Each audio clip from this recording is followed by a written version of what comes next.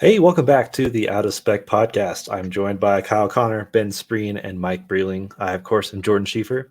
Today, we're going to be talking about some of the things we've been driving, the Land Rover Discovery being one of them, as well as an unexpected multiple day, well, it was one day full of IONIQ 5 driving, testing, and pitching against things like the Mustang Mach-E and ID4. Some interesting stuff there, and a little bit of news. And maybe figure out what car I should buy next. Anyways, let's jump right in. Kyle, we still, at this time of this recording, have the Land Rover Discovery, the one sharing the chassis with the Defender, but it's a bit more soccer mommy? I don't know how to describe it. It looks good. Well, it looks interesting. So you have, we'll get through this one quick because everyone probably wants to hear about the IONIQ 5 testing that we did. But the Discovery and the Defender are on the same chassis, but the Defender's 15 inches longer and 3 inches taller, but narrower because of trails. And the Discovery's more like your everyday mobility mom car. It's awesome. Drives great. It's got the best freaking inline 6-cylinder engine I've ever driven. Better and smoother than the Defender. Same engine, different tune. This is 360 P360, right? Yes. But it's 355 horsepower. Yes. And which is so annoying. They've got it figured. It's so smooth, but it loves to just boost and sit at low RPM. So you need to get into the throttle for it to rev out. And it's such a sweet, smooth sounding engine. Sounds all the way great past the red line. This thing goes 500 RPM past indicated red line to 6750 before upshift. It's just wonderful. And it looks pretty good. The back end is still a bit awkward with the license plate being off center, but there are kits to fix that. And so I think as long as you get the dynamic, which it looks like you have there, you get that black surround where the plate is. It makes it a little less strange. Although I kind of like it because the LR4 was off-centered. So but the LR4 looked better because it was a boxier. And it had that glass that came down to go with it. Like when the LR3 launched, that thing was like the future on wheels. And the LR4 really just dialed it in. And I think V8 LR4 is the sweet spot. Now, does this have the pseudo split tailgate like the previous Discovery 5s had, where it was a normal tailgate that opens but had a little shelf? No shelf. No shelf. Oh, interesting. I hate it. Upsetting. I'm actually kind of upset by that. I really like the split shelf or split folding actual tailgate. It's so un-Land Rover to have one big thing that opens up. So I think the way Land Rover pitches their product line, if I recall, it's been a while, but I think Defender is the ultimate in capability. The Discovery is the ultimate in everyday practicality or something like that. And then the ultimate luxury is Range Rover, if I'm not mistaken. Well, at the end of the day, you should never buy this new. And here's why. It costs the same as a Defender. Actually, this one costs $2,000, $3,000 more than the Defender we're testing next week. And look in a year or 2 years from now. Actually, sorry. 3 years from now, off lease value, this thing's going to be worth $40,000, and that Defender is going to be worth exactly what it says on the sticker right now. True. Yeah, the Defender will definitely hold its value better. I do really like the Discovery, all of them, like Discovery 1 through 5. This is the 5th gen. I like the way it looks, and I don't mind the offset license plate. It's grown on me. They drive so nice. The seating position is wonderful. Oh, I know. It now has the Defender steering wheel, which is a little bit awkward at first because it's this really chunky utilitarian tractor steering wheel in your nice luxury SUV. But then you start using it and you're like, oh, this is kind of nice. And the wheel is huge, but it's really good. It has, I guess two weird issues. The first is getting in the third row is the biggest pain in the ass with these electric second row seats. They got to just wait for. Oh, they're not. Oh, okay. Very comfortable third row, right? Jordan sat back there, he fit, and I fit back there. Yeah, believe it or not. They're heated seats in the third row. Not in this one. Yeah, some of them. Okay. Yeah. Well, we had a Spec I would not personally recommend. My favorite is you get the one with massage seats in the front, heated, cooled seats second row, and then heated seats third row. And whenever you spec that, you can get it with a USB port for every seat in the car, which is brilliant. We had that. Yeah, we did have 10 USB ports, a nice mixture As of it should be. USB-A and USB-C. It was just, good interior, good material feel for the most part. I love driving it. It's Definitely lazy. The throttle's lazy. The throttle, it was so weird. It's got the longest throttle pedal travel, where normally where I rest my foot and go to full throttle, like I'm hitting that wall in any car, no problem. This, my foot hits the floor, and then I have to like move my leg to get it to go past the kickdown switch.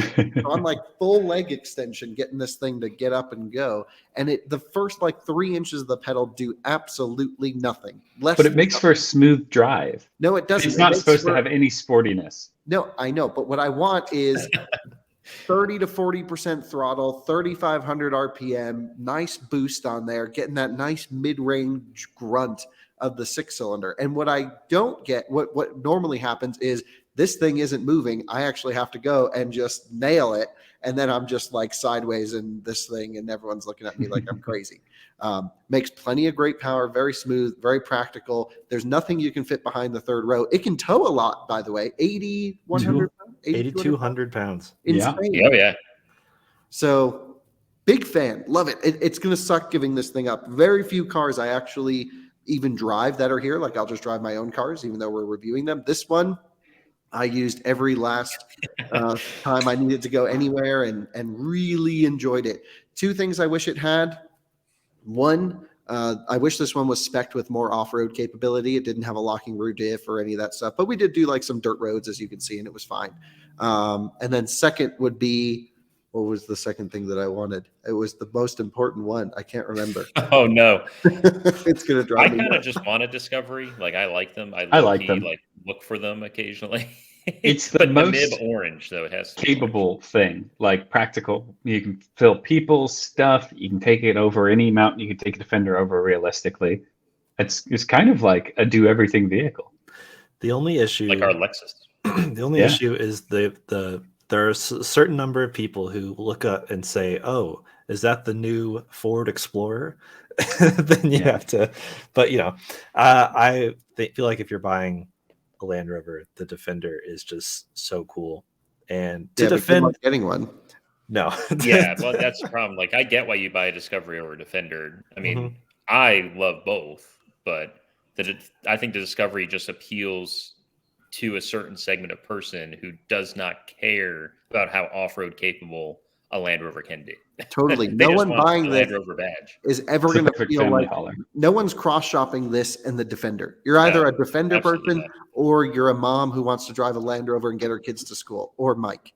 So I would drive one. I don't care. I'd have one. Anyway, what else we doing this week, Jordan? IONIQ 5. There's a lot of. We also drove a Mustang Mach-E and an ID4 all-wheel drive and a IONIQ 5. IONIQ 5 all in one day. Yeah, that was some good back-to-back comparison. Here's the Mach-E. Fascinating comparison, especially this one. This is one that not a lot of people, I think about, because these cars are seen so differently. ID4 and IONIQ 5, so many people are putting them against each other on paper. So it was cool that we could actually experience them, not just compare when their this specs. Podcast goes up, the IONIQ 5 versus ID4 video should have been up by then. Yeah. But Kyle, you love the IONIQ 5. I mean, you went to the first launch in San Diego and loved it. But now it sounds like, based on our conversation yesterday, it's like you met your hero too well on the first day. I don't know what it is, but I was, into the IONIQ 5 really well, but I knew it was not for me because it's not for me. And then driving it again yesterday, I was just like, yeah, this is not for me. but like it is for everyone else. It's a bit like the ID4. I love the ID4. I wouldn't buy one. Yeah. It's easy to recommend to people. And it's hard for me to think ID4 is better. There's a couple things that are nice about it. The keyless, or the you just get in and go, is very nice. it is annoying. Let's not talk about that. Let's talk about Mustang Mach-E versus IONIQ 5 first. Okay. Yeah.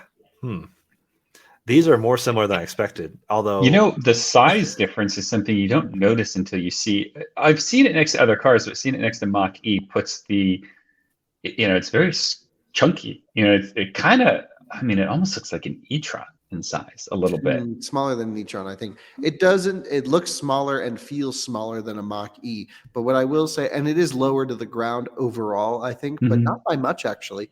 And between these two, it's fairly simple to say, okay, yes, I'd like the IONIQ 5 for me.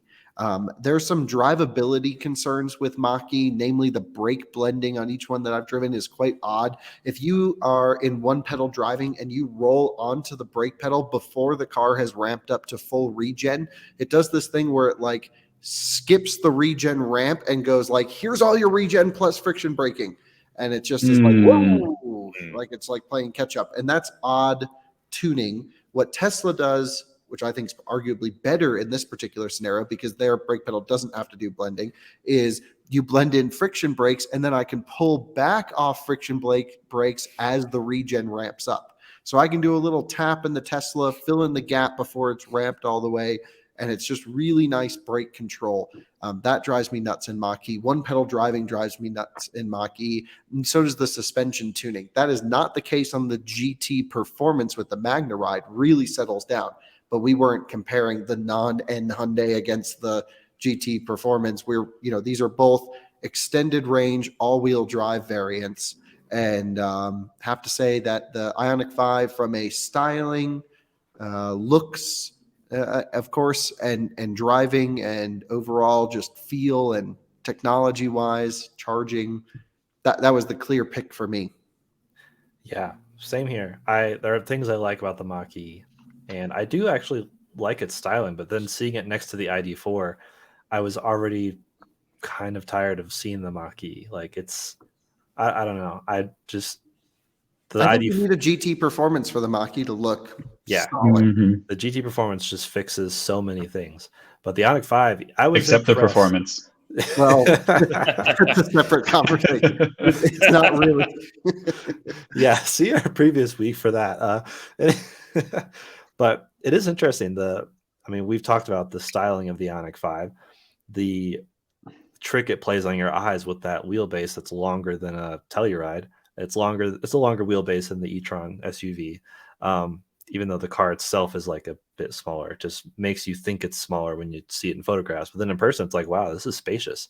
Back seat's great, front seat's great. I was impressed even with this mid-spec. Of course, I would want the limited because the glass roof. It's a lot of money to get the limited, though. It's $55,000. Yeah, it's a big jump. I was just looking at the pricing. Yeah. It's a pretty big jump. I feel like they need to have a trim that lets you kind of do battery and rear drive with like the kind of goodies that you might want in the tech car. Roof. The standard sound system was fine in the IONIQ 5. This one didn't have the Bose, and I thought it was more than adequate, honestly. The Bose is like not even that amazing. So like you're not paying, it's not going to blow your mind. And this was like about the same. And yeah, I would get the limited only for the glass roof. Heads up display, don't care. The camera thing, don't care. This lane centering, because I did a range test in it, we'll talk about it after. The most competent lane centering and lane changes I think I've experienced in a long time. Zero phantom braking on an over 200-mile stretch, and like zero fuss, barely asked me to touch the wheel. Just like watch out Tesla Autopilot. This HDA2 freaking rocks. Yeah. I like the color of the one in this picture, actually, the IONIQ 5. I've not driven either of these cars, so I can't really comment how they drive. I've seen a lot of Mach-Es. You haven't driven a Mach-E, Mike? No. Oh, we got to change that. No, not driven either of them, but the IONIQ 5 is so new now. But I will say I like the color of that one. Yeah, what was it called? Cyber Gray or something? Cyber Gray. Yeah. Yeah, that's cool. I'd go over that way. And it had the 19-inch wheels, which I had only seen at the launch from an engineering car. So it didn't. I actually like those wheels. Yeah, compared to the wheels aren't bad. I think they look cleaner. All right, so we've determined Mach-E, IONIQ 5. You go IONIQ 5. There are reasons to buy the Mach-E, which is if you like a higher riding position, if you like a slidier car that's not really that slidey. Yeah. Like if you want, I don't know, and more range in the Mach-E, I think without question. Yeah. Some pros for that, but the real more apples to apples comparison felt like the ID4. I don't think it's any more or less. They're all in the same category. What makes you think ID4 competes more with IONIQ 5 than Mach-E? I feel like they have a closer range in price. Mach-E is just always more expensive than IONIQ 5. Yeah, but Mach-E is a 100 kilowatt hour pack. You can get a smaller battery in it. Yeah, I was going to say I've built plenty of Mach-E's on the configurator that are like 44 grand. Like I think all three of those cars are direct competitors with each other. They're all right in there. This one just feels it felt closer to the IONIQ 5 than the Mach-E did for me. Huh. But partially I think the Mustang's trying to have this sportier image. The Mustang's trying to do something it's not good at. Mm-hmm. And these two have this more, I mean, especially the brands they're coming from, it's more of an everyday feeling thing. It's not like you're trying to be different, but you kind of feel like you are with the Mach-E, even though it has a lovely interior. But these have more conventional interiors. I feel like the IONIQ 5 and ID4 feel more conventional overall. Getting into the ID4 after the IONIQ 5, I was like, wow, it needs a glass roof. Even with the cover on it, the carrier. You mean the IONIQ 5 needs a glass roof? Yeah. Yeah, it I didn't realize how much I cared about that, but I just like the feeling of glass roof. But yeah, this was interesting. I mean, ID4 all-wheel drive, of course, lifts it a little bit, so it definitely felt taller. But otherwise, pretty comparable. There are some nuances, like we hinted at earlier, where you get in the IONIQ 5. There's more than just nuances. There's literally, you're going to spend half the time at charging stations in the IONIQ 5 than the ID4. No, yeah, there's some major things. Yeah. The little things are like the key, the USB ports, like why the IONIQ 5 not have USB-C, I don't know. But the charging speed, I mean, it's almost double at its peak, at least. Well, the IONIQ 5, I would say, handles better, is faster in a straight line, charges way faster, looks better, but I still would prefer to drive the ID4 around. Why? Unless you're going on a road trip, and then you're going to want the going on a road trip. Yeah. So there's something that's what I keep coming back to. Kind of chunky about the ID4 all-wheel drive, especially with that roof box. And then you sit inside and the seat actually goes down. And I feel like I'm not sitting on top of the car. I'm sitting inside the car. And the IONIQ 5 has this very Model 3 like riding position where I'm looking down on everything. In the ID4, I can get nice and low. It's got a wonderful steering wheel.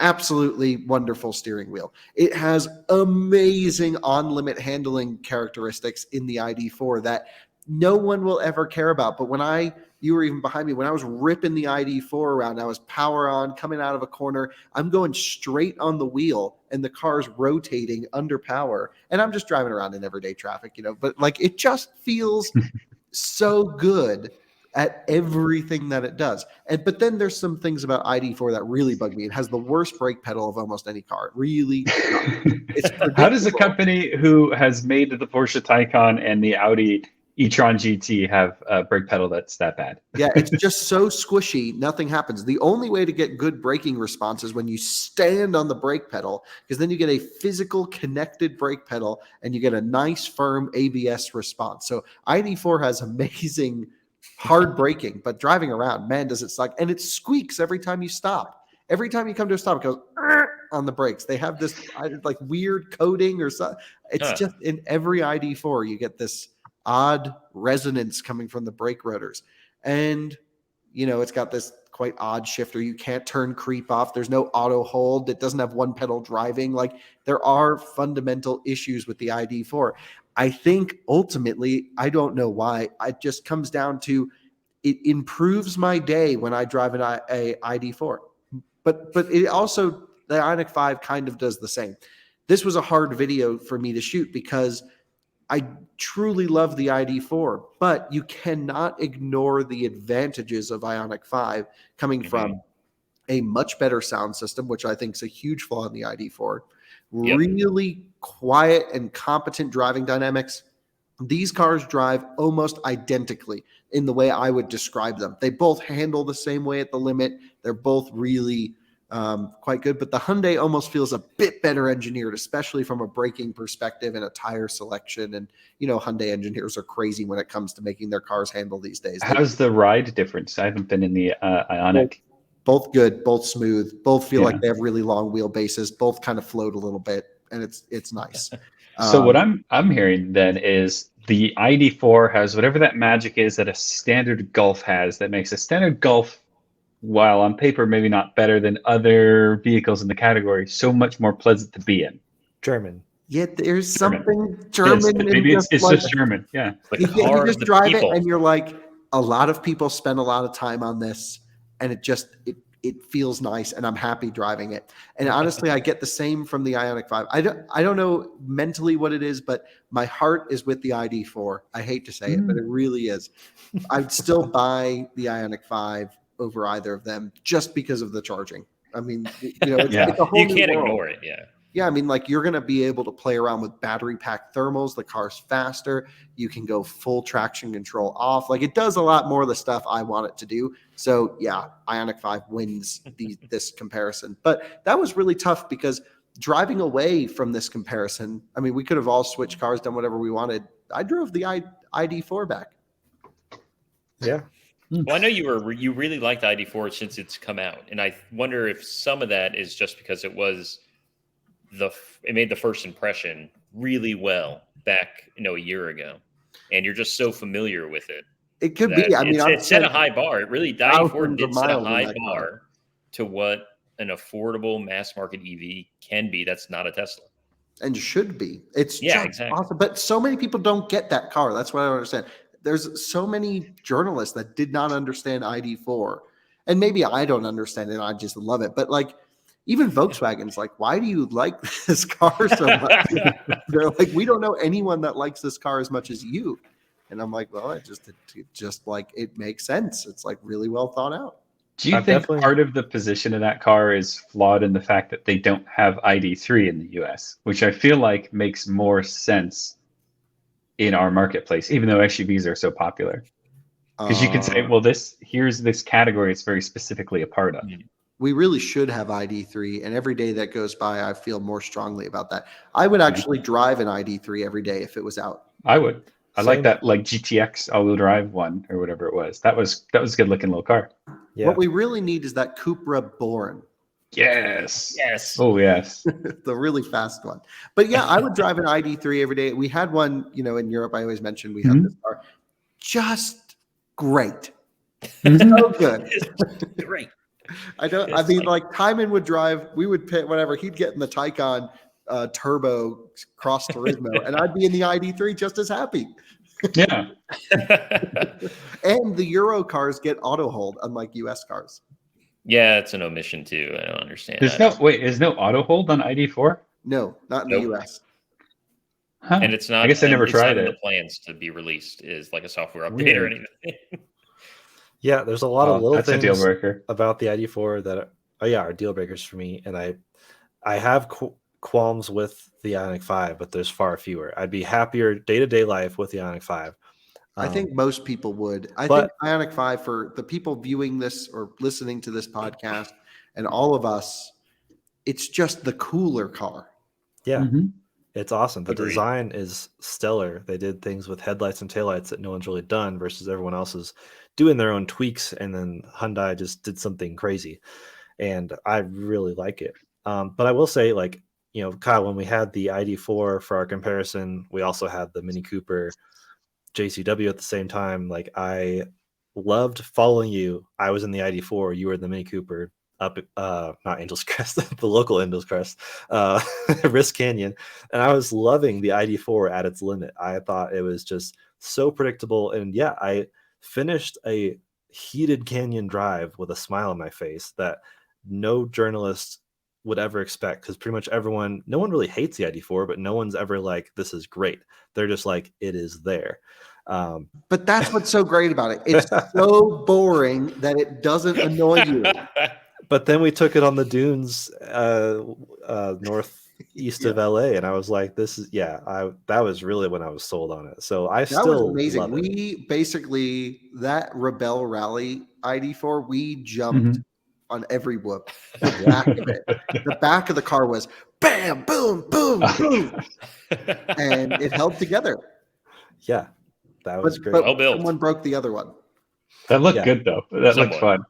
Tanner Faust broke, and maybe it's because it was Tanner Faust. I don't know. He probably drove Maybe it he's hard. a very gentle driver. It must have been some other reason. Yeah, it could have been the person driving it at the time. But yeah, so Kyle, how was I had to leave midday to go see my football team lose. Anyways, how was the rest of That the seems IONIQ? like a terrible way to spend your day. how was the the range and charging experience testing the IONIQ 5? Because we've had Forrest on before, and that was his biggest critique of the IONIQ 5 was the range. Hey, but those CPE 250s that are labeled 125 kilowatts that no one's been able to ever get more than 90 out of? Mm-hmm. 112 on the IONIQ 5. Wow. Okay. So I don't know how that makes any sense because I've plugged Taycan into them many times. 800 volt car, another 800 volt car. Taycan accepted 91, 92 kilowatts. IONIQ 5, 112 going right out to it. So maybe software, maybe improvements, but it took 3 tries. The first one, 45 kilowatts. The second one, 45 kilowatts. The third one, 45 kilowatts. And now I'm thinking, like, is the car telling the charger how many amps it wants at 800 volts, but it's only telling it it's a 400 volt car and giving it half? Like, this makes no sense to me. But then the fourth charger worked. Does the IONIQ 5 have any onboard converter in the same way Taycan does to enable 400 volt charging? Yes, and it's genius. Do you want to know how it does it? Yes. Yeah, I do. Okay. I think I've heard, but Taycan uses indulge us. a DC to DC booster at 400 roughly volt to pack voltage around 800 fully charged.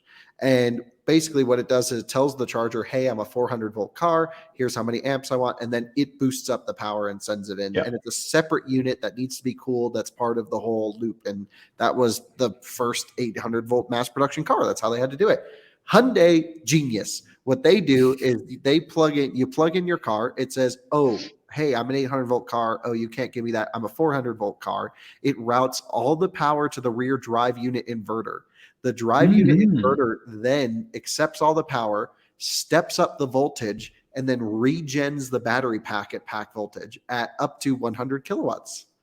That's very clever. I like that. Yeah, it's like that's you very already neat. have so they use the rear one because it works the same on rear or all-wheel drive, and 100 kilowatts continuous. It's awesome. Decent. Yeah.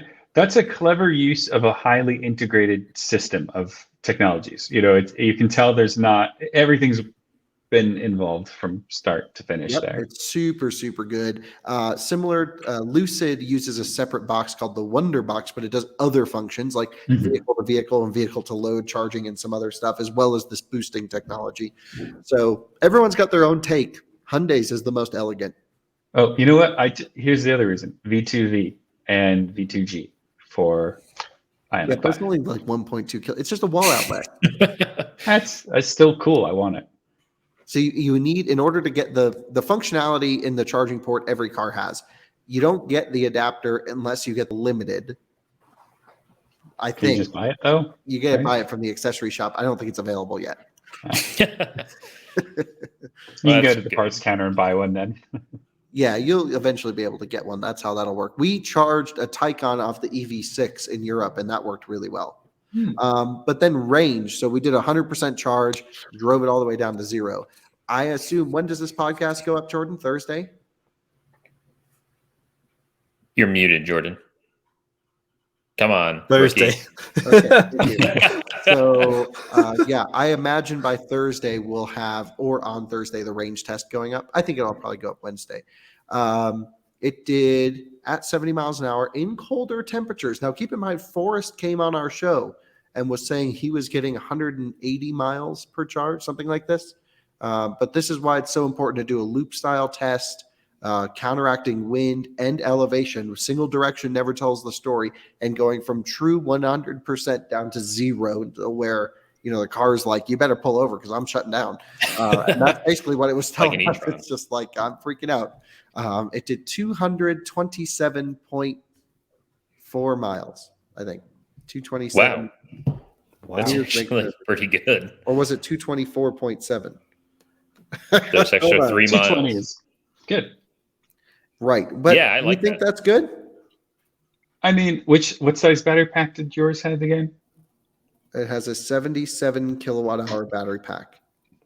I mean, considering it's an SUV, that's like about the same range I get out of the Taycan with a similar size battery pack. So I totally agree that it seems about right. It's 3.1 miles per kilowatt hour average. I think that's fine. Yeah. Yeah, fine. It's not magically efficient though. Remember Hyundai Kona and the regular IONIQ? That was very Yes, good. the Kona was The exceptional. IONIQ, especially. Yeah, the that IONIQ little was like 5 the 20 regular kilowatt IONIQ. hour. Yeah, it was really But good. these were really small battery, lightweight cars. Although Mhm. the Kona and the Niro had 64 kilowatt hour pack and were still an SUV kind of shape. Anyway, I think it's acceptable, but by far I think it's right on point with ID4 all-wheel drive would be my guess. I don't think there's much difference between them, but for sure Mach-E would go farther. For sure Model Y would go farther. Yeah, I agree. So I think it's 20 miles short of being perfect. Yeah, I would have sense. loved to see like 250 at 70 miles. Mm-hmm. Now, this was an all-wheel drive one, right? Yeah, This it is says it. all-wheel drive, but not on the big wheels. See, the nice thing about Zach, Yeah. my friend Zach bought this car in town here, is it's not a press car, which means it's not maxed out, and it actually has the 19-inch wheels, not the 20s that all the Yeah, media cars I will actually like those Mhm. wheels. So that's a pretty good comparison then with the all-wheel drive with the smaller wheels. I was just curious. You don't know anyone who has a rear-wheel drive IONIQ 5, do you? I do know someone who has one, but they don't live nearby. But I will I range gotcha. test a rear-wheel drive because this is the big discrepancy for this car. The all-wheel drive's 258 miles EPA or 256. I think it's 258. And then the Yeah. rear-wheel drive's 303.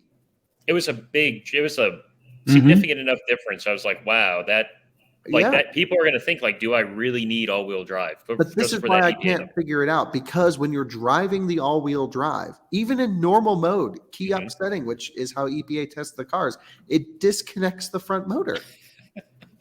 We So still got That's lots interesting. rotational, Not friction and whatnot. 50 miles worth. Okay, Volkswagen Yeah, probably ID4, not. great example, right? Doesn't even disconnect the front. It's just an asynchronous front motor, so it shuts off. It's an induction motor. It loses 10 miles in the EPA cycle.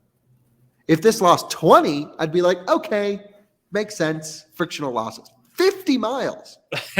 Yeah. How heavy is that motor? Yeah, I don't know actually, but something doesn't add up. And when Forrest asked Hyundai about this, right, Jordan, and they said it has like performance tuned inverters, and like that was the only thing I could think that may make an impact.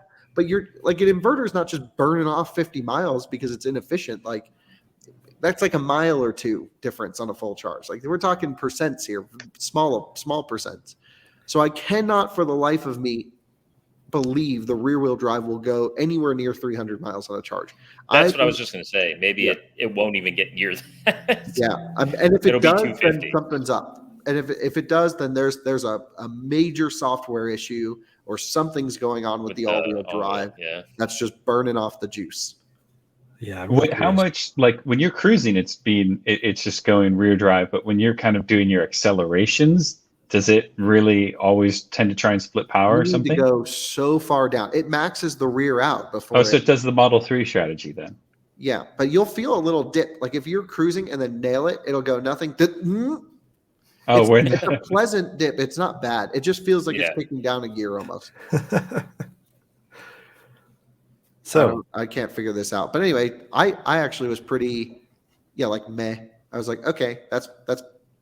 I was either expecting it to be way worse or way better. I wasn't expecting it to be in the middle.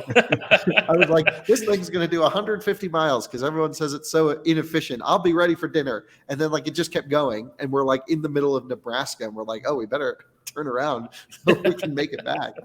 But it was fun. Zach and I did the test together. That's two people not running driver only climate control. So we probably could have eked out another, 5 miles just by running singular if I just did it myself. I'll do a warm weather range test, whether it's on this car or another one at some point. And I believe Tom Malogny is going to do a 20-inch car, a limited one this week. And that will be up in just a few days after this podcast to compare to. That's going to be awesome. Yeah. I kind of forgot it was cold, and now I'm okay with that range. Yeah, so the all-wheel drive gets a heat pump. The rear-wheel drive resistive heating only. And we had winter mode off for the range test. So it wasn't trying to warm up the drivetrain. Now, the downside for that is if the battery gets really cold, then usable capacity goes down.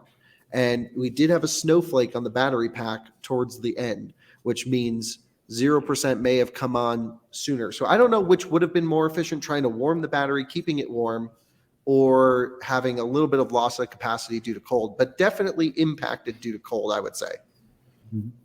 Yeah. Yeah, I'm excited for the warm weather test now, actually, just see the difference. It'll be great to have both. And I think it was good to use non-winter mode because now we have a really good basis of what the car can do in this temperature without it trying to heat itself up. But I will say it must not have been that cold of a battery pack because when we plugged it in, it went right up to 100 kilowatts. Yeah, it's cool that Zach maxes the charger out. So it wasn't limiting the charging speed is what I'm trying to say. Yeah, he's got it. He's local, which is awesome because this way, when we get the EV6 to test, we can directly compare EV6 to IONIQ 5, which should have a lot of similarities. But I'm really super curious for that because I've never been in an EV6 either. This is my first time in the IONIQ 5 as well, so that was fun to finally experience it. And I think it sort of exceeded my expectations. I didn't really know what to think, but I loved the look so much that I tend to have that color what I think it's going to be like. And it would have been a huge letdown if it had been like, drives terribly, but it looks good. Because I'd still be like, maybe I should buy it. Get a chance to drive it because North Carolina does not sell. Oh, that's right. Or Hyundai doesn't sell it. That's not true. Hang on, that's not true. I have seen them being unloaded off of trucks in Cary. Really? At what is it, Hyundai. Johnston? Yeah, they have them for sale, and they are at sticker. Oh, okay. Correct. Well, that sticker's fine. Maybe we should go trade in the Mini. What was that? I would have an IONIQ 5. That would be a great idea. Sell the Mini. You got the tax credit last year. I did, yes. Go get another one. It's tempting, trust me. Just keep going. That tax credit was really nice to get at the end of the year. They have them available. Get a rear-wheel drive. I know a guy there. IONIQ 5. That would be sweet. It's not a bad idea. Now the gears are turning again. Thank you. Yeah, that's a just car. After I recall hearing, we're going to keep this car for a while. Well, the tax credit was really nice, so another one wouldn't hurt. And it's for a separate year too, so you're really gonna, exactly. maximize that thing. Kyle's dad has proved that business model. Yeah, you should go buy an IONIQ 5. They're not going to lose their value. Yeah, I mean, that's the thing. They're listed at sticker, but would they actually? Don't sell them at sticker. We know some people. I was going to say I know they know some people. I know a guy. Yeah, the whole dealer markup thing is, I don't know. You should have seen, I was texting one of my friends who works there. I really won't say who or what, but she was saying like, what are we supposed to do with these things? Like, how are we supposed to charge them? No one told us anything. So they arrived at dealers and they don't know, because they didn't sell Konas. Yes, they didn't train, I guess. Yeah, they have like one, I think she said it was like a 3 kilowatt charger. I don't know if it's hooked up wrong. Oh my God. And she's like, we got like 10 of these things. What are we supposed to do with them? And I'm like, well, charge the ones you need out to like 90% before you hand them over, and then keep all the other ones at just 50% and stuff them in a side lot.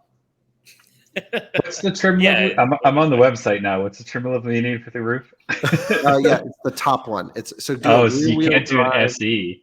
You can't do SE. They have a lot of SEs. Yeah, you need to do. Wow, it shows they have 78. Why? Well, those might be orders coming in. Yeah, they are. They have 4 limiteds. Yep, you want one of those. Do I get blue, white, or shooting star? That's the matte one. The matte is what you want is shooting star with the green interior. It's not actually green. It's white. This one has the green. That's what you want. It's white seats with red piping and a olive dash. Buy now. 57,140. It's the identical car that I reviewed in my video. So much more expensive. Just buy it. Who the fuck cares about the money? Excuse my language. Money. When you get to the $60,000 range, there's so many other different types of cars. Yeah, but do a rear-wheel drive. Well, they don't have a rear-wheel drive limited, so. Well, find someone who does. Keep going. Not a bad idea. Yeah, they'll swap. They could do someone who has a rear-wheel drive limited probably wants an all-wheel drive limited. Yeah, I'd rather have a rear-wheel drive. That's interesting. It's just money. That's what I always tell people at work. Oh, it's just money. Banks loan money. Yeah. Honestly, you just finance all of it, and then when you're done, sell it, walk away, and it's like, nothing ever happened. Because you won't ever be upside down in it. Money is a construct, Mike. Ignore that part of this deal. Yeah. It's a free car. Okay. Yeah. I mean, that's how your dad looks at it. Yeah. That's how I look at it. Okay. Is there a difference in the headlights between I know we're on this thing for a while now. The SE and the SEL, it looks like the headlights become different. It's possible. I do think so. Yeah, I bet you there's a difference. I don't know off the top of my head, but I bet you definitely don't want anything less than an SEL. Yeah, I wouldn't get anything less than an SEL. But then you don't even get the roof, and then you got this ugly light headliner. I wish that they need an SEL like plus. Yes, SEL plus SEL roof. with the roof. Yeah. Yes. That's it. Yeah. But this Hyundai, is what I've been telling them. I don't know what their product planners are doing over there, unless they just can't make that many sunroofs. The glass roof. They probably make more money on the other one, and they just want to push people towards it. From like $42,000 and up is all glass roof. I know. See, that is the thing. And ID4 does come with a better roof, and I'm assuming the Kia EV6 is going to be a similar setup to the IONIQ. EV6 is more expensive. It is, yeah, and less cool. It is. It does. I don't know. I like the way it looks. Yeah, but the IONIQ 5 is. I just think the IONIQ 5 is cooler. Yeah, the EV6 looks good, but it's not game changing. It's just a good game. I don't know. I do. Dang it! Why do we have to talk about it now? That would be quite the name of a podcast. We start with introducing Mike to the IONIQ 5, and then we end with him having purchased one. I just bought it online. Like, it was easy. The next podcast. So what are you driving? You can make it there before they close and take delivery. That'd be kind of funny. So Jordan, what are you buying? You said you want a new car or something like that? Yes. I have given thoughts, which IONIQ 5. I really like the IONIQ 5. It's a lot of money, but I love the Miata. Miata's not going anywhere, and I even love it in winter. Kyle and Timon can attest to that. It's just a fun car to mob around the snow, but it would be nice to have something that could do some light trails, so I don't have to worry about 3.5 inches of ground clearance, or 3. I don't know what I'm at right now with the Miata. Not a lot. Then more. More snow. Like, we're getting up to 14 inches of snow on Wednesday, apparently. Jordan, I have the perfect car for you. Oh, Jesus. And the order banks just opened yesterday, which I haven't built one yet. It is the new plug-in hybrid Range Rover with the 30 kilowatt-hour pack. I've not built one either. Yeah, and it has the great inline 6 from the Discovery and Defender. No more of that 4-cylinder plug-in hybrid, which was fine, but the 4-cylinder was a letdown in that. The problem with the old plug-in Range Rover was it had a really garbage electric system, and it had a really garbage combustion system, so just buy the supercharged one. We liked it at the time when we were driving it. Yeah, like it works great. Because plug-in hybrids are hard to get here in the U.S., but in Europe, that's just a compliance machine. You know what's a great fun fact about the Range Rover plug-in full size? What? It has a larger battery than Mike's Mini. It does, yeah. Right. And it probably charges about the same because it can do 50 kilowatt CCS fast charging. Yes, then it does charge the same. That's depressing, actually. So, Jordan, what do you think about the car we've selected? So I was thinking, I mean, it would in some ways hit two birds with one stone, because I also would love something electrified at some point. I don't know if the time is right, because nothing on the market has really intrigued me yet. Really? Yeah, still waiting. What about just leasing an ID4 for like $299 a month or something? I just couldn't. I could never own one. My boss wants to do that. I like driving them, but it's not me. It has nothing to do with me. I feel like the ID4 is just not me. MX-30. IONIQ 5 is closer. MX-30 actually is totally me, except for the range. Are you kidding me? And the charging. That's perfect range for you. You don't need more than 100 miles. No, I think I need 200. I would love 200 miles. 200 miles or 160. You can go buy 4 DC fast charging stations between your house and the office, and you can stop at all of them in the MX-30.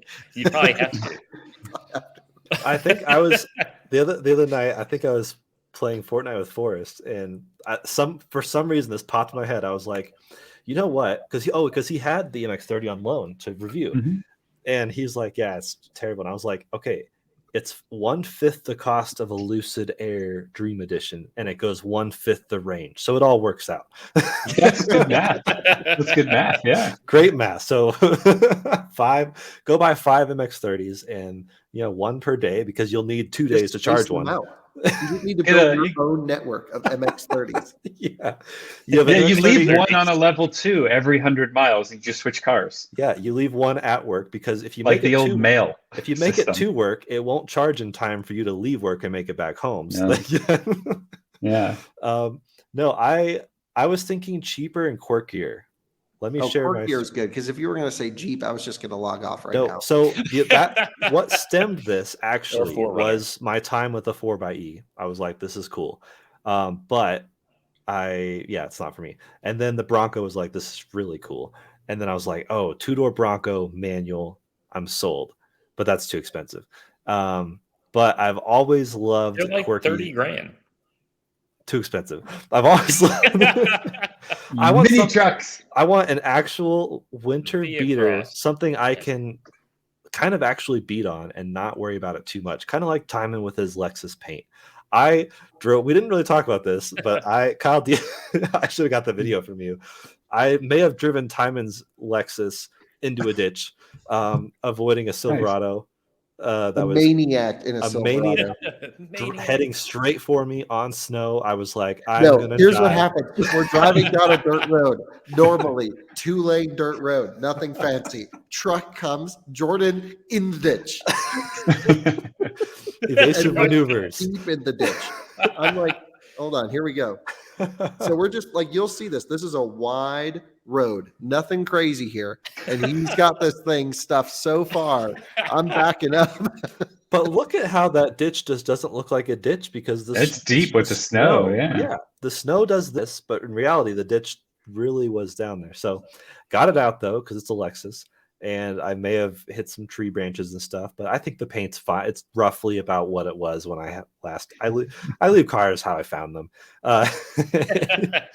But I was thinking it'd be fun. So I went down the research rabbit hole of fun, imported, unique, not necessarily imported. Some of these we got, but okay. For the audio listeners, I have a Toyota Prado 2-door, a Mitsubishi Pajero 2-door, Suzuki Samurai, and Isuzu V-Cross. Isn't that the Pajero like mini or sport or whatever? It's like, it's not the big one.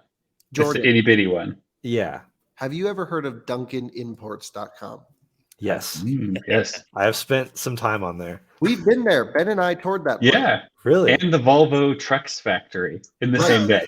It's right down the street from Volvo Trucks North American. Yeah.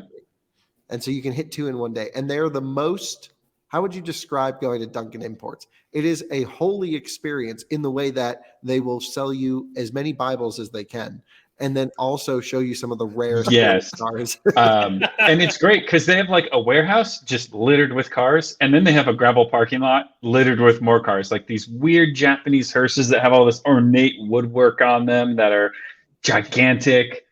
But they're hardcore Christians. Yes. It's so funny. I don't you know. You get a Bible with each car, pretty much. You leave in the good graces of God after buying your Japanese imported vehicle. Oh, do you guys inspect the cars? We don't inspect the cars. Jesus inspects the cars. Yes, Jesus inspects the cars. God has a plan, and it's not for you to get a pre-purchase inspection. They'll literally be like, we don't know if you can make it home on these 30-year-old rotted out tires. But God does. If I wanted to double the budget of those other cars. Get a Delica, then you can camp in it. Mitsubishi Pajero Evo. Yes. That's my kind of car. This is the true homologation special that I would love, but $30,000 for an old car with high miles. I don't think so. Anything with box fender flares is good. But it looks great, but it's approaching, new Bronco 2-door prices. This is arguably cooler, though, I feel like. Ben, they have a 2003 Smart Roadster for sale. Kyle's in. Smart Roadster. But you can't get those here, right? Because it's not 25 years. It doesn't matter. It's Duncan Imports. God says it's okay. You can also buy a 2001 Fortwo Brabus, a smart Brabus with the old style that we never got here. Mm-hmm. Wow, this is amazing. I think you get a Delica. It's small. You can drive like a lunatic, and you can camp around in it. Perfect. It's got a table. You can eat lunch in the thing. Yeah, Delica's not quite for me. I think up there of those, the Samurai is probably the best because what I've really loved about the Jeep and the Bronco was take the doors and roof off. Yes, you can have a 2-door Prado with no doors, a 0-door Prado, but you would be really unique. But it wasn't meant to be that way. But I don't know. Yeah. What's the Hilux Surf where the whole roof thing comes off? That'd be kind of neat. That one is cool too. Yeah. Japanese Imports LLC probably has something lying around that you can just go buy. Think about it this way. If you buy something from Duncan Imports, since it's on the East Coast where we are, we'll drive it to you. That would be a great. Only if God allows us to, though. Yeah, of course. Yeah. We'll have to pray on it. Duncan Imports is down on inventory. They have a CRV. Let's look at these CRVs with the the CRX. Ooh, CRX. Yeah, I love the Del Sol. Always love those. You already have a Miata. You don't need another one. No, I don't need it. What about a mini truck? Like a little Honda Acti. So they have a what is it? I don't know what it's called, but there's a Suzuki. I think it was a Nissan of some sort. Like they use like a fire truck. That I thought would be the coolest thing to have over here. Yeah, we almost got one of those for the out of spec track. Okay. I have almost bought one of their fire trucks or multiple of their fire trucks for like the last 8 years. Someone's got it. We have had this discussion like 2 years ago about this. You know, you could buy a mini K-truck, fire truck, and then start a mobile detailing business. You have everything you need in the built-in. Pressure washer, don't need it. Fire truck. Yep. Yeah, these things are sweet. But they go about 30 miles an hour. Yeah. Yeah. I don't know. It's all fun thoughts, but the snow and stuff has made me think about it. And Jordan, that Bronco is so fun. Just go and lease a Model 3. I was just saying Model 3 standard range, it's not the most exciting answer in the world, but it is a decent car. It's you really drive so much, you should be doing it electric. Mm-hmm. Yeah, that was a thought. Because I've also gone down the e-Golf and Fiat 500e and all those e cars, but the range, even on the e-Golf. Now I think the i3 with the range extender, the one that does like 120 miles on battery and the range extender, that would be perfect. But the check engine light's going to turn on every time the range extender turns on. Yeah, but why? If you're going to already rely on the range extender, why not just get the small battery i3? Mm-hmm. Yeah, that's true. Well, the idea would be not really rely on the range extender. I don't think I would hardly ever need it. But, well, it dies if you don't use it. Well, I'll use it every once in a while. It's like the Volt. Get a Volt if you want a range extender. Yeah, Volts God, that's how you know your life is miserable. Big Volt guy over here. I do like. Honestly, the Tesla standard range is probably the best thing to get. It's a good car, and I genuinely am fine with the Model 3. A lot of people hate on it. I am genuinely fine with it. Well, how could you not be? It's amazing. It does everything very well. Yeah. So what? I've owned 2 of them. I have 0 regrets on either of them. Did any of you guys listen to the earnings call last week? Like no. All the I read it. I didn't listen to it. It was interesting. Someone asked how's the progress on the $25,000 car, and Elon was effectively like, we've stopped working on it. No, he said we've never worked on it. Yeah. I don't recall. Like, what are you talking about? Oh, that thing? Why are you even thinking about that? Why would we ever make that? Yeah, it makes no sense. Cybertruck's delayed till 2020. Well, it's delayed indefinitely. Look, you can think about all of the things Tesla isn't doing, but you can also think about all the things they are doing. They're building up Tesla Giga Austin, Tesla Berlin, mega chargers are going in. Yeah. Semis rolling out. Semis are happening. Yeah. It's crazy. And they're building the world's fastest SUV and the world's fastest production sedan. It's just insane. And a robot. And then, in a robot. Like I said, let's focus on what they're doing. Really hard. No, that was Elon said they're focusing heavily in 2022 on the production of the robot. Yeah, it's so I'm Well, yeah, but like Kyle said, I mean, they still make really good cars in the Model 3. The Y, cars X, don't and need S. updating. They're smoking everyone in Yep. sales, which People is the still ultimate can't catch up. thing, and in brand passion, and in production capacity. Because maybe the Lucid goes 500 miles and is better at some things. They just can't build them. And we have no idea what they're service is like or And long-term you ownership. can't even buy one that goes 500 miles. This is the dumbest thing. Lucid's like, we made this awesome car, and they say it has 0 battery buffer, and we let you use everything, which is kind of sketchy in my opinion, but whatever. Yes. And it is incredibly impressive what it can do. They're only building not even 520 of them because that's how many Dream Editions there are. But some of those Dream Editions are the performance, and some are range. And probably no one bought the range ones because no one cares. Yeah, no one cares about. No, they want 1,100 horsepower. Right. So they built 3 of these things. I don't know what the number is, but I'm just. I thought the range one still was stupid fast, anyways. It's like 900 horsepower. Ben, are you going to say? I don't know if I could make do with just 900. But I agree with Kyle, though. I bet you 99% of the people got the performance one. Probably. That's all I ever see put pictures the small wheels on it and get nears makes no difference in Yeah. the range. Or just be like, you know what? I will go 1 charging stop less, maybe, and look good on the 21s. I think the move is going to be their like more basic one with the good wheels. Yeah, just get a base air. It's kind of like Taycan to me. I feel like these cars, once you get through your EV 0 to 60, like, you know, finishizing, you got to have it faster each time. Then you kind of just, you want enough and you want it to be comfy and feel good and handle well. This is something only someone who bought the base model would say. Yes, 100%. As he was talking, the lights turned off around Kyle. Too. Yeah, because so my like, building we're lost out. interest. Yeah. Speaking of base models, there's a new one. Hey. Yeah, great. Yeah, the T50 is too expensive for you. There is a T33 from Gordon Murray. Only 100 will be built, and there's still $1.8 million US roughly. So I don't really understand why this is being built because the T50 is so awesome.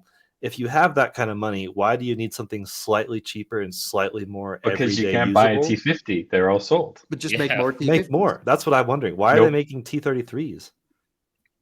I don't understand. know. I'm sure there's Have some they even reason. made a T50? No. So why Not they like Gordon delivered to customer, but I actually think this one looks really good and I like it a lot. It looks who good. cares about looks when you're talking like this? It's all about what can the thing do. That's true. So It's And to T50 do all the that kind same of money. stuff, it's going to give me all the same experiences. No, it has 1,000 RPM red line less. Oh no! Oh yeah, it's only has 11,200 RPM. I know. I actually think it looks But better. it has cool everything else to me. But is it 3 seats? That actually, hang on, No, that's it's important. 2 seats. No. It's 2 Okay. seats and 10 cubic feet of storage, so double the Miata. In the But glove box. it has more storage than you can fit behind the third row of a Land Rover Discovery. By That's 1 true cubic because foot. that could be anything. A No, pencil case Yeah, has but more the room than you don't the need behind Land it. Rover Discovery behind the third row has 9 cubic feet, which is more than what I Well, have is on that Miata. actually the case? Yes, Oh, I didn't even know it had one. Oh, you're Yeah. quoting real numbers. Okay. real numbers here. With 9 cubic feet, I did a month-long road trip in the Miata. So- You get at least another month in this bad boy. yeah. So I don't know. I just want to throw this thing out there because Ben loved the T50. I like and this is honestly, such all of us do. relevant readership information. It is. Yeah. Well, because when the T50 Yeah, came all the out, it was millionaires what, watching. $2.4 million. I was like, it's just a little out of budget. But this one, now that we're $1.8 million, I think we're starting to justify it a little more. Yeah, you can fiddle Love some the numbers. Roosty. It looks great. It's like a good $125,000 looking car. Yes. Yeah, I think the It's Amira. definitely pricey. I think the Amira looks better and is I'd love this. 1/10 the cost at 120. I'm just really almost. bad at judging value from cars from visually, especially old cars. You can. You could tell me that like some cars I'm like that's $1 million plus right there, super rare, and then it's like actually was at Barrett Jackson for $25,000. And I'm like, well, I don't know how to tell what's good. This to me, 125.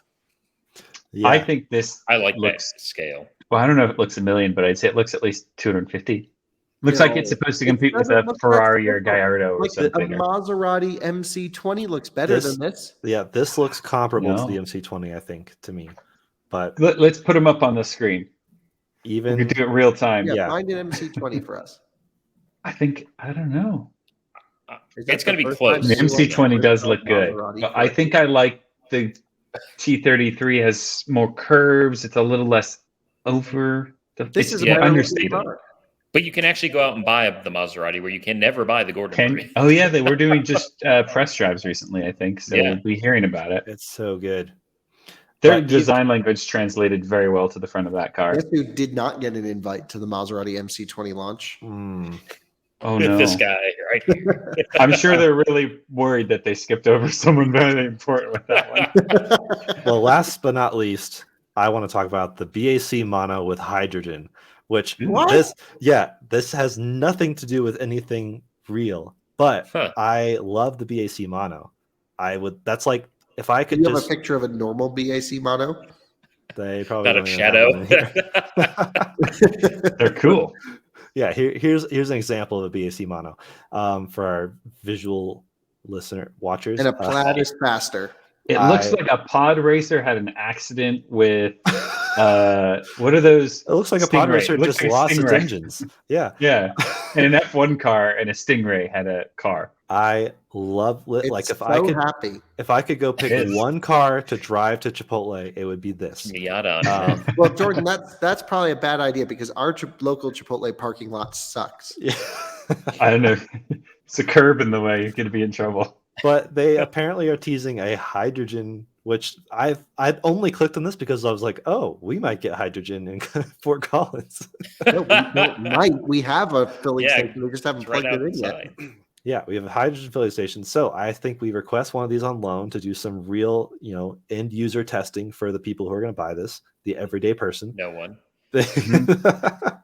I don't even know how much a real BAC Mono is. Not only is it annoying having to drive one of these on the street to go to your track day. Imagine. Now it's going to be really annoying to drive one of these on the street to go to your track day, but you also can't fill it up anywhere. When you get there, Wait, did you see the funding and development name there? Go up a bit.